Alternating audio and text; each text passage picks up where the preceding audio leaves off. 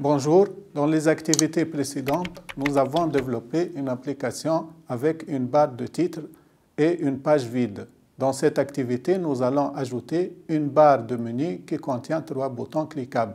Comme vous pouvez le constater, la création du menu est très simple. Il suffit d'ajouter une barre div avec le style MDL Layout Drawer qui contient une balise span pour le titre du menu et une balise nav qui contient des balises A avec des liens hypertextes que nous allons spécifier par la suite. Maintenant, vous pouvez vérifier dans votre navigateur. Nous avons créé une barre de menu qui apparaît et disparaît avec le clic de la souris. Nous avons fait des liens vides avec le caractère dièse.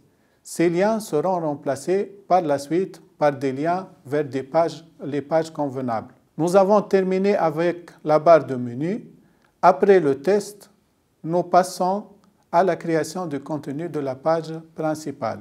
Cette page contient une image et un contenu textuel. Tous les deux sont affichés dans un cadre avec une ombre.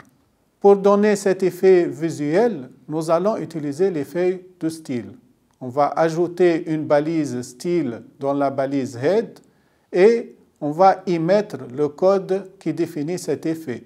Grâce à ce style, nous avons défini les couleurs du cadre et du texte, ainsi que sa largeur et le chemin de l'image qu'on va afficher. Puis, dans la balise div principale, bien sûr, que nous avons placée directement dans body, nous allons ajouter le code HTML du contenu.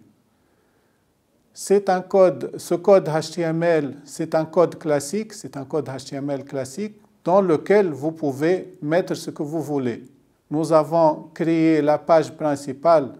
Maintenant, nous allons passer à la création des autres pages, celle qui présente la liste des amis, la position géographique à travers le GPS et une page qui présente l'information personnelle. Pour bien organiser notre code source, nous allons créer un nouveau dossier qu'on va appeler HTML, dans lequel on va y placer toutes les pages HTML, sauf index.html. Puisque toutes les pages auront presque la même structure, c'est-à-dire les mêmes balises de style, une balise body qui contient tout le contenu de la page web, y compris la barre de titre et le menu, et une balise main dans laquelle on met le contenu de l'application, c'est-à-dire le menu et la barre de titre ne sont pas inclus. Nous allons faire 3 copies de la page index.html dans le dossier HTML. Si on ouvre les fichiers dans un navigateur, on remarque que l'affichage n'est pas correct. En fait, c'est parce que les chemins des feuilles de style et du code JavaScript a changé, puisque les fichiers sont maintenant dans le dossier HTML. Il faut donc corriger tous les chemins des fichiers de la bibliothèque. Il ne faut pas aussi oublier de mettre à jour le contenu des pages, à savoir les titres. Après avoir terminé, nous devons mettre à jour les liens hypertextes des menus de toutes les pages. Donc, selon le chemin de la page en cours, nous devons déterminer le chemin de la page cible. Il faut obligatoirement utiliser des chemins relatifs.